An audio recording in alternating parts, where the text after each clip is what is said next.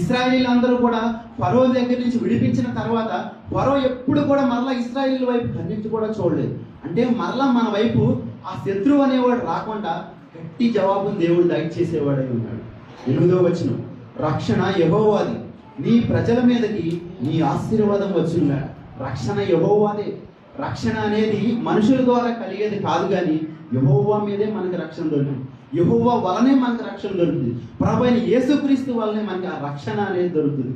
నీ ప్రజల మీదకి నీ ఆశీర్వాదం వచ్చింది కాక ఆయన బిడ్డల మీద దేవుడు ఆశీర్వాదాన్ని పంపించే దేవుడు అయి ఉన్నాడు. ఆది నుంచి కూడా తన బిడ్డలుగా ఎవరెవరైతే ఉన్నారో దేవుడు వారందరినీ కూడా ఆశీర్వదించాడు.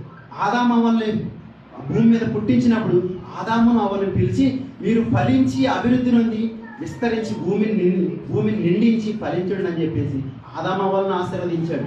ఆ తర్వాత నోవాహు జలప్రలయం తర్వాత నోవాహు కుటుంబాన్ని ఆశీర్వదించాడు దేవుడు. ఆయన బిడ్డలు ఆయన ఏర్పాటు చేసుకున్నవారు అబ్రహామును ఆశీర్వదించాడు. అబ్రహాం ద్వారా ప్రతి ఒక్క తరంలో అబ్రహాంకు బిడ్డలుగా ఎవరైతే ఉన్నారో వారందరినీ ఆశీర్వదిస్తున్నాడు.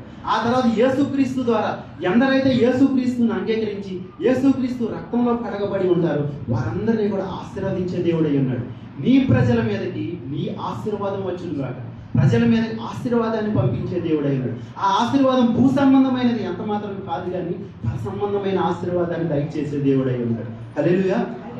4వ అధ్యాయం 1వ వచనం, నా నీతికి ఆధారమగు దేవా, నేను మొరపెట్టినప్పుడు నాకు ఉత్తరం ఇవ్వు. ఇరుకులో నాకు విశాలత కలుగజేసిన వాడు నీవే. నన్ను కరుణించి నా ప్రార్థన అంగీకరించింది.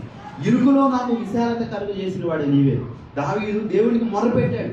దేవుని ఆధారం చేసుకుని ఆయనకు మొరపెట్టినప్పుడు ఇరుకు అంటే ఇరుకు రూము కాదు, కానీ సమస్యలన్నీ కూడా చుట్టుముట్టేసి ఇరుకులో ఊపిరి ఆడకుండా చేసేటటువంటి పరిస్థితులు వచ్చినప్పుడు దేవునికి మొరపెడితే దేవుడు ఏం చేశాడంటే దావీదుని విశాలమైన స్థలానికి, సమస్యలు లేనటువంటి ప్రశాంతమైన జీవితాన్ని దావీదుకు దేవుడు దయచేశాడు. హల్లెలూయా.